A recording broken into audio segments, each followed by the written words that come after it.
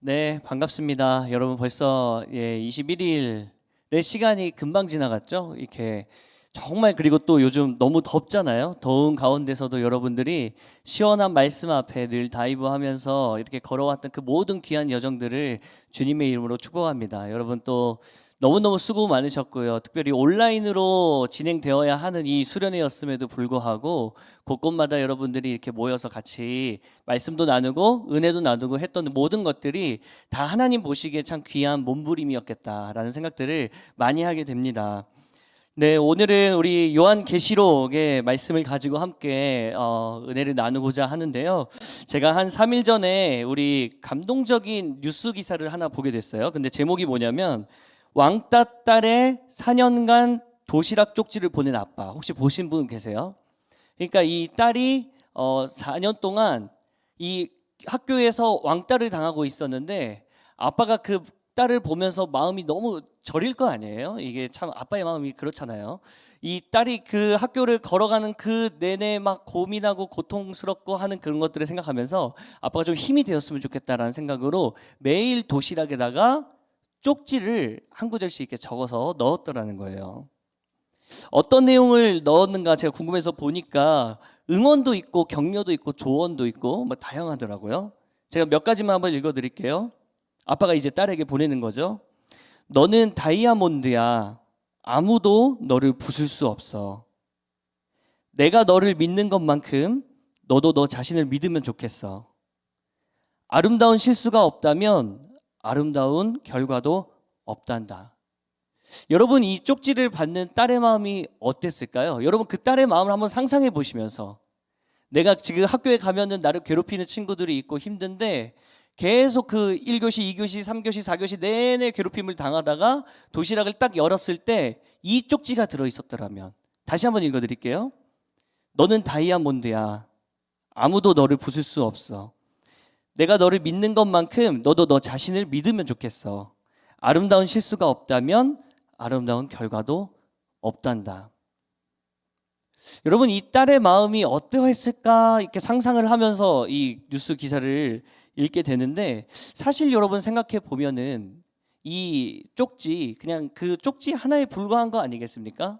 그냥 아빠가 정말 딸에 대한 그 마음을 표현하고 싶어서 어떻게든 노력하고자 하는 그 애씀을 우리 딸이 받아들고 이제 그 학교로 가서 그 전쟁과 같은 그곳에서 싸우다가 딱 아빠가 쓴 그 쪽지를 보게 되었을 때 마음이 어떠했을까요?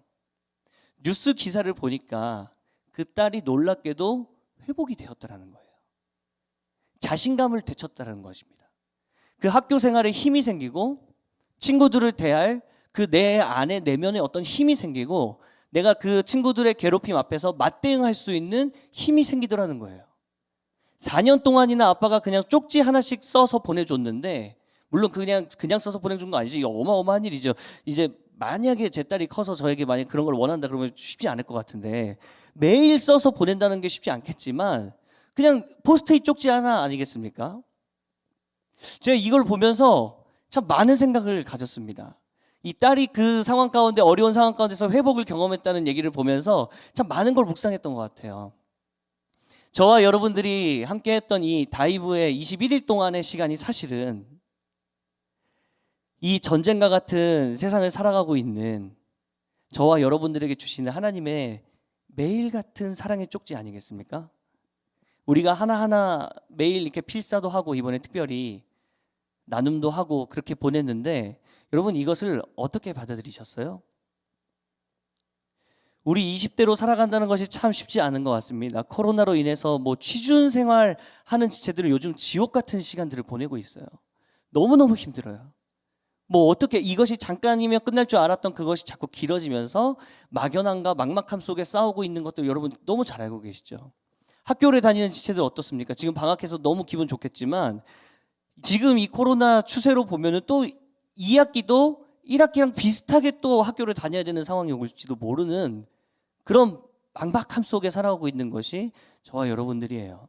직장 생활하는 사람 진짜 두말할 것 없고 여러분 이렇게 매일 하루하루 삶으로 달려나가야 하는 우리에게 하나님께서 이 아빠가 딸에게 보내줘서 그 아빠의 마음처럼 사랑의 쪽지를 매일 적어서 우리에게 보내주고 계셨던 것.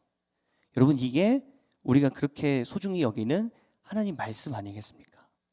여러분, 이 말씀을 어떻게 받아들이시고 이 말씀 가운데 어떤 은혜들을 누리셨습니까? 오늘은 마지막 날입니다. 오늘은 이따가 GBS를 통해서도 여러분 그 은혜들을 좀 마음껏 나누셨으면 좋겠고요.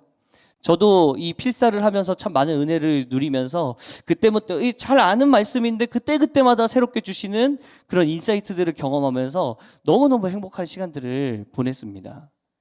그리고 또 도중에 한 지체에게 카톡이 왔었는데 그 카톡이 저에게 얼마나 또 큰 힘이 됐는지 모르겠어요. 사실 이 지체는 마음의 병으로 인해서 너무너무 힘들어하고 하루하루를 늘 싸우면서 지내고 있는 우리 엘더들과 리더들이 자꾸 이렇게 챙겨주면서 그 가운데 조금씩 그 회복을 경험하고 있는 지체인데, 그 지체가 뭐라고 얘기를 했냐면, 목사님, 매일 하나님 앞으로 나아갈 용기 주셔서 참 감사해요. 예전에는 제 죄를 생각하며 나는 하나님을 믿을 자격도 없다고, 구원받을 자격도 없다고 생각했거든요. 그런데 지금은 하나님께 매일 나아가서 울고 있어요. 제 마음이 시원해지든지 시원해지지 아니하든지 신경 쓰지 않고요. 물론 제가 이렇게 변화된 데에는 목사님을 포함한 수많은 사람들, 엘더 리더들이겠죠. 도움과 기도가 있었기 때문이라고 생각해요. 목사님 감사해요. 이렇게 보내준 내용을 보고 참 하나님께서 우리에게 보내주시는 이 말씀의 힘이란 것이 얼마나 강력한 건가. 이 사랑의 음성이 얼마나 우리를 살리게 하는, 그런 놀랍게 우리의 심장을 뛰게 하는, 우리를 회복시키는 그 은혜의 말씀인가. 여러분, 이번 수련회가 끝났다고 해서 이제 다이브 끝, 말씀 끝이 아닙니다. 여러분, 이제부터 다시 큐티로 돌아가시고, 또 만약에 이번 이상하다, 나는 이번 다이브 하면서 이런 은혜들을 많이 못 누렸던 것 같은데 다시 처음부터 여러분 다시 복습해 보세요. 하나님이 여러분들의 삶 가운데 매일같이 그 도시락 가운데 써주신 그 사랑의 쪽지를 여러분 경험하게 될 줄로 믿습니다. 이렇게 우리는 사랑의 음성을 들으며 21일 동안 걸어왔는데, 사실 오늘 21일의 마지막 본문을 보니까 이거는 좀 사랑의 음성이라고도 할 수 있겠지만, 어떻게 보면은 또 굉장히 책망 어린 어조와 아주 좀 이렇게 긴장되는 마음으로 보게 되는 말씀인 것 같습니다. 주님은 때로는 그분의 자녀들에게 사랑의 음성을 주시고 격려도 하시지만, 때로는 무섭게 책망하실 때도 있으시다는 거. 여러분, 오늘 이 말씀이 어떤 말씀인지 잘 아시죠? 이 소아시아 7교회를 향해서 요한계시록에서 예수님이 등장을 하시는데, 이 반모섬에 요한이 유배되어 있다가 환상을 하나 보게 됩니다. 근데 그 환상을 보니까 예수님이 등장하셔서 손을 이렇게 펼치셨는데 그 손 위에 이게 7가지 별들이 있는 거예요. 근데 이 7가지 별들이 뭐냐면 다 하나하나의 교회들이었어요. 그리고 이 교회들 하나하나에 주님께서 말씀하고 계시는 겁니다. 근데 이 말씀이 그냥 말씀이 아니라 어마무시하게 무서운 책망이에요. 굉장히 큰 소리로 야단치세요. 제가 이거를 한눈에 좀 보여드리고 싶어서 이미지를 하나 준비해드렸거든요. 여러분 한번 보여주시면, 이제 보통 이제 제가 성경 특강할 때 바른미디어라는 곳에서 너무 잘 만들어줘가지고 이제 7교회에 주님께서 어떤 말씀을 하시는가를 보여주는 내용들인데, 오늘 저희가 살펴볼 것은, 나머지는 다 참고하시고, 오늘 저희가 살펴볼 것은 바로 맨 마지막에 있는 노란 칸으로 되어 있는 라오디게아 교회입니다. 여러분, 이 라오디게아 교회를 보면 어떤 생각이 드느냐? 일단은 칭찬이 없어요. 주님께서 이 교회를 칭찬하시는 구절이 나오질 않습니다. 그리고 이 땅을 살아가고 있는 이 라오디게아 교회에게 아주 중대한 2가지를 점검하시는데, 이것이 곧 저와 여러분들에게 주시는 메시지와 너무너무 비슷해요. 아니, 우리에게 주시는 메시지예요. 왜요? 우리도 주님의 자녀들이고 우리도 한 사람 한 사람이 저와 여러분들이 교회이기 때문입니다. 여러분, 저는 오늘 라우디게아 교회에게 주님께서 직면해 주시는 이 두 가지 점검을 통해서 저와 여러분들에게 주시는 주님의 음성이 되기를 소망합니다. 내 신앙을 한번 돌아보게 되는 그런 계기를 갖게 되기를 소망해요.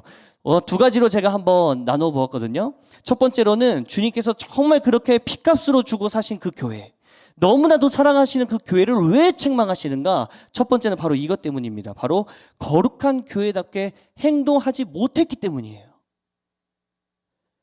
이 땅을 살아가며 주님께서 그렇게 소중하게 여기시는 이 교회가, 주님의 빛과 소금의 역할을 감당하고 살아가야 할 이 교회들이 거룩한 교회답게 행동하지 못하는 이 라우디게아 교회를 보면서 주님께서 책망하고 계십니다. 여러분, 이 음성을 들으면서 저와 여러분들의 삶에 한번 적용해 보시길 바랍니다. 계시록 3장 15절, 16절 이렇게 나와 있는데요. 저와 여러분들이 함께 한 목소리를 읽어보도록 하겠습니다. 시작.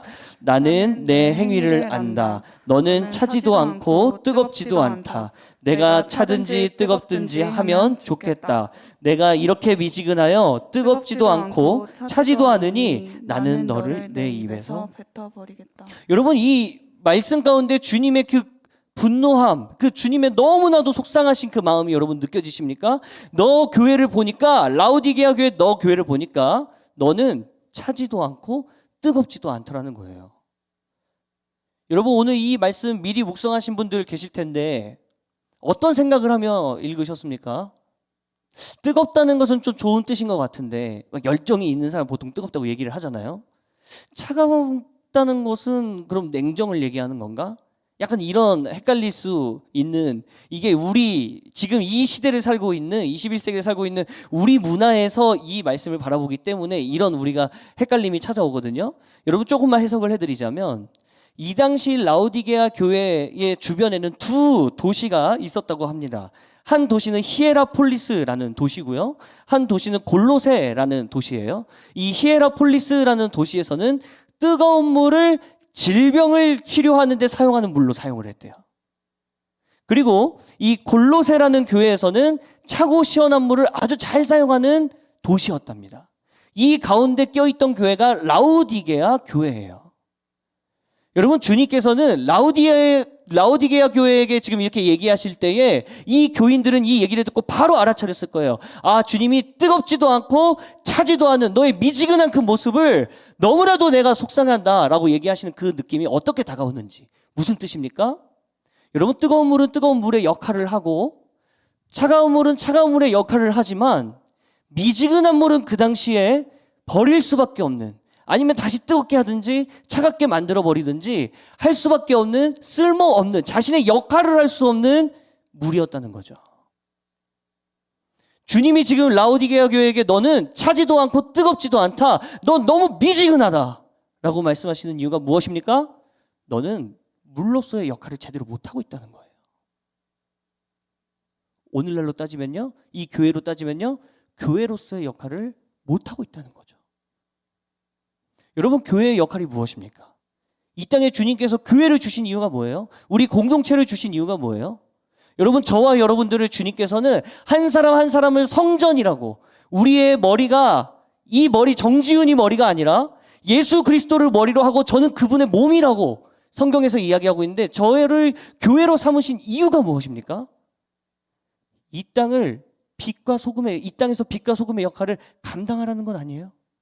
이 썩어져가고 어두워져가는 이 세상 가운데 빛과 소금의 역할을 감당하며 어두운 것을 밝히고 썩어져가는 것을, 부패되어져가는 것을, 우리의 몸을 희생하면서까지라도 그렇게 그리스도의 이름을 드러내는 자들, 여러분, 그것이 교회의 역할 아닙니까? C.S. 루이스가 순전한 기독교에서 교회의 역할을 이렇게 이야기했습니다. 교회는 오직 사람들을 그리스도께 이끌어 작은 그리스도로 만들기 위해 존재합니다. 여러분, 뭐라고요? 교회가 존재하는 이유가 뭐라고요? 오직 사람들을 그리스도께 이끌어 작은 그리스도로 만들기 위해 존재합니다.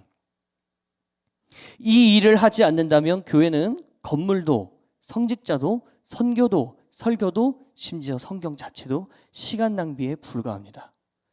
여러분, 성경에 정통한 이 C.S. 루이스가 이렇게 얘기했던 이것이 얼마나 오늘 교회로서 살아가고 있는 저와 여러분들에게 얼마나 이 일침이 되는지 모르겠어요. 교회로 존재하는 이유가 뭐라고요? 저희를 교회로 세우신 이유가 뭐라고요? 첫 번째로는 우리가 먼저 작은 예수의 길로 살아가는 것.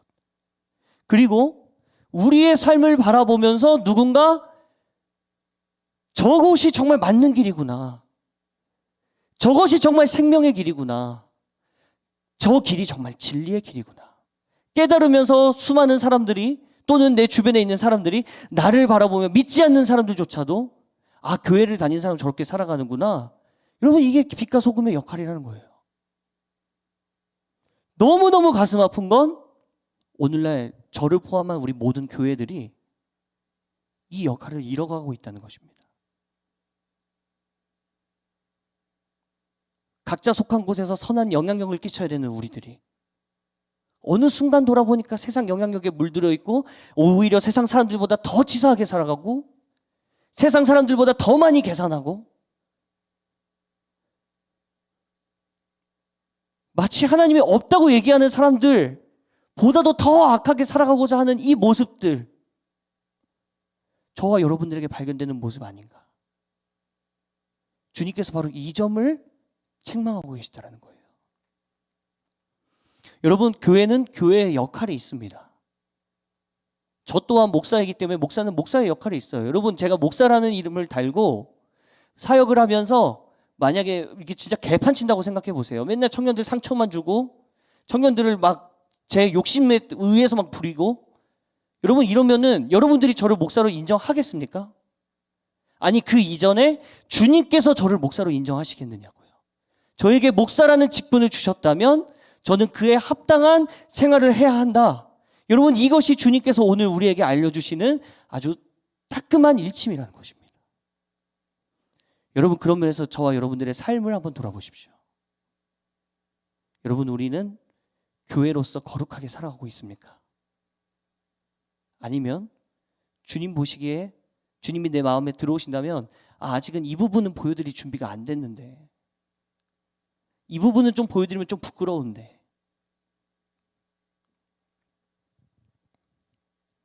이번 21일 이 다이브를 시작하면서 저희 엘더들과 함께 기도 제목들을 좀 나눴어요. 21일 동안 같이 기도하자, 서로를 위해. 그래갖고 막 우리 엘더들이 보내준 기도 제목들을 보면서 저도 책상 앞에 붙여놓고 이렇게 기도하면서 늘 하루하루를 좀 시작을 했었는데, 그 기도 제목 중에 모든 기도 제목들이 참 우리 엘더들의 기도 제목들이 너무 소중하고 귀했는데, 한 기도 제목은 완전히 그 기도 제목이 저의 기도 제목이 되더라고요. 한 엘더가 어떻게 기도 제목을 주었냐면 이렇게 보내주었습니다.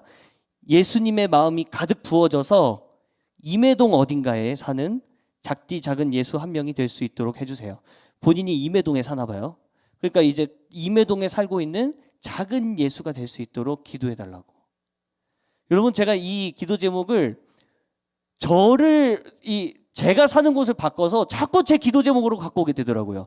예수님의 마음이 가득 부어져서 서현동, 전 서현동 살거든요.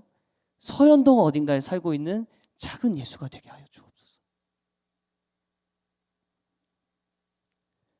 여러분, 주님께서 우리에게 바라시는 것 대단한 거 아닙니다. 주님께서 우리에게 바라시는 것 뭐 이 세상에 어마어마한 영향력을 끼쳐라? 여러분, 우리의 자리에서 우리가 속한 그곳에서 작은 예수로 살아가는 것, 이것이 바로 교회의 역할이자 예수님의 자녀들이 살아가야 할 거룩한 모습인 줄로 믿습니다. 두 번째로, 사랑하는 교회들에게 주님께서 두 번째 점검을 주셨는데, 이거는 아까보다 조금 더 구체적이에요. 보이는 것들에 흔들리지 말라는 것이죠. 여러분, 계시록 3장 17절 말씀을 저와 여러분들이 의미를 생각하면서 한번 읽어보도록 하겠습니다. 함께 읽겠습니다. 시작. 내가 말하기를 나는 부자라 부유하여 부족한 것이 없다 하나 내 곤고한 것과 가련한 것과 가난한 것과 눈먼 것과 벌거벗은 것을 알지 못하는도다. 여러분, 이 말씀의 이야기가 무슨 의미냐면, 당시 라오디게아 교회 도시 자체가 굉장히 풍족하고 부유한 도시였대요. 근데 어느 정도였냐면, 그 이제 소아시아 지방에 지진이 한번 크게 났었는데, 이 라오디게아 도시가 지진 때문에 완전 폭삭 무너졌습니다.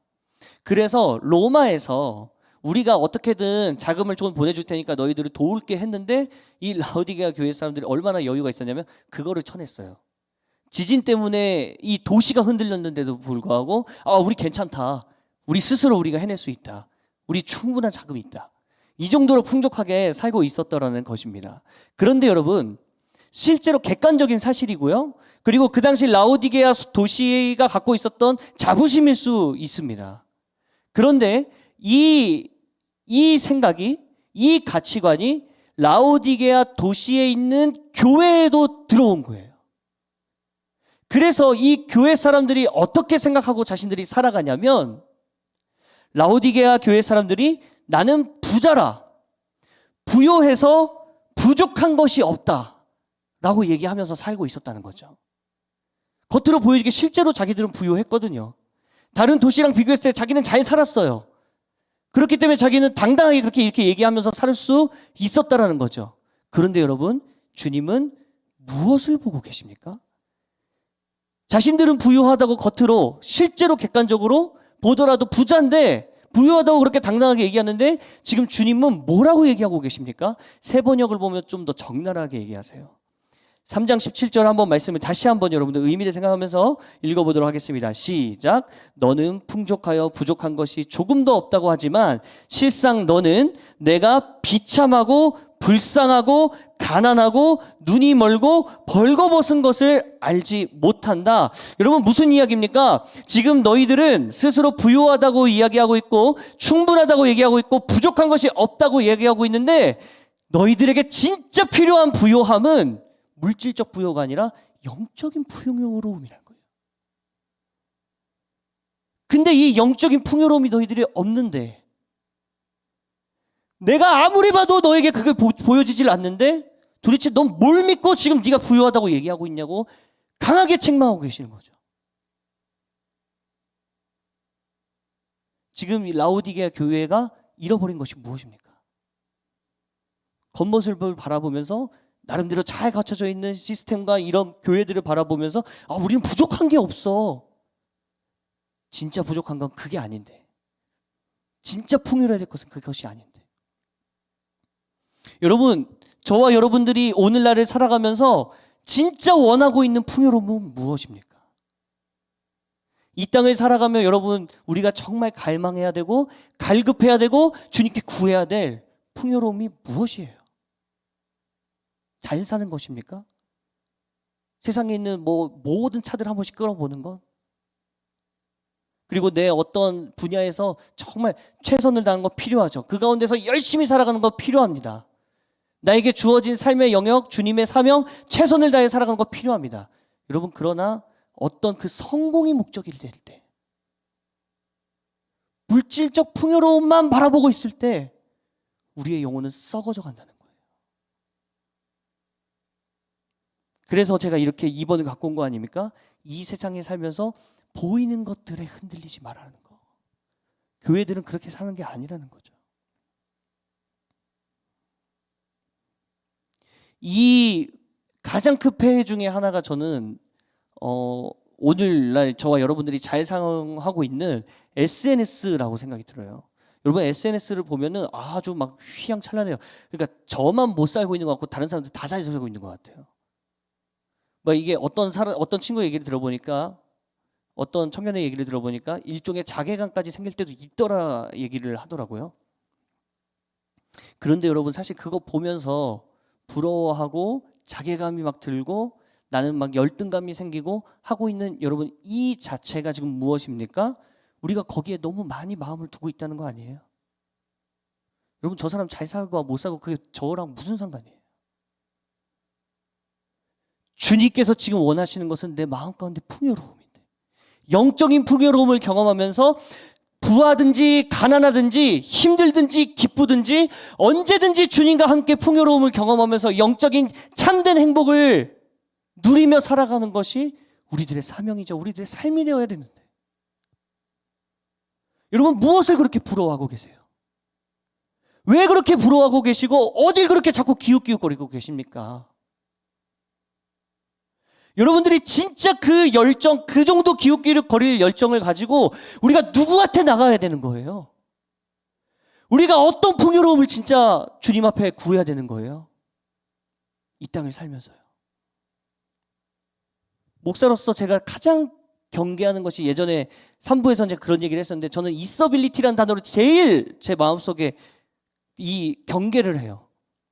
청년들이랑 막 얘기하면서 모르는데 막 아는 척하고 그래야 뭔가 좀 괜찮아 보일 것 같으니까. 도대체 이 마음은 어디서 나온 겁니까? 이 세상에서 나름대로 좀 괜찮아 보이고 나름대로 잘 번듯해 보이는 어떤 성공한 사람들 바라보면서 아, 나도 저렇게 돼야지. 여러분, 무엇이 진짜 중요한지 모르고 있는 거 아니에요?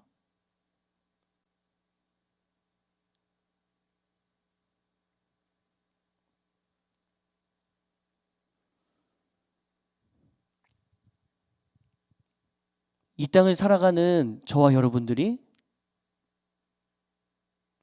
그냥 세상 사람들이 아니라 주님께서 피로 값을 주고 사신 교회들이라는 것. 여러분, 이 사실을 꼭 기억하고 살아가는 저와 여러분들이 되셨으면 좋겠습니다. 주님께서 오늘 아주 부담스럽고 또 우리가 막 좋아할 만한 말씀은 찾기가 어려운 그런 무거운 책망을 우리에게 주시는데, 여러분, 이것을 그냥 우리가 가볍게 듣는 것이 아니라 수련회가 끝나고 있는 지금 이 순간에 주님께서 내 삶을 점검시켜 주시는, 저와 여러분들이 주님께로 다시 돌아갈 수 있는 길을 열어주시는 그 은혜를 경험하는 저와 여러분들이 되시기를 주님의 이름으로 축복합니다. 여러분, 이 두 가지를 점검하며 나아갈 때 주님께서는 길을 열어주셨습니다. 그 말씀은 바로 우리 계시록 3장 19절 20절인데요. 제가 여러분들을 위해 함께 읽어드리겠습니다. 주님은 교회들에게 높은 기대를 요구하시는 것 같기도 하고 또 높은 수준을 말씀하시는 것 같지만, 주님이 그렇게 하시는 데는 다 이유가 있는 것 같아요. 3장 19절이요. 무릇 내가 사랑하는 자를 책망하여 징계하노니 그러므로 내가 열심을 내라. 회개하라. 볼지어다 내가 문 밖에 서서 두드리노니 누구든지 내 음성을 듣고 문을 열면 내가 그에게로 들어가 그와 더불어 먹고 그는 나와 더불어 먹으리라. 여러분, 이 약속을 붙들고 살아가는 저와 여러분들이 되시기를 바랍니다. 제가 이 말씀을 가지고 함께 엘더들과 이렇게 좀 나눈 적이 있었는데, 한 엘더가 그런 얘기를 하더라고요. 목사님, 이 주님께서 문 밖에 서서 문을 두드리고 내가 그 안에 들어가서 함께 더불어 먹겠다라고 얘기하는 것은 보통 우리가 이제 새 친구들, 새 신자들 이렇게 초대했을 때 쓰는 마음문을 좀 열어달라고 쓰는 그건데, 그게 사실은 교회들을 향한 말씀이었네요.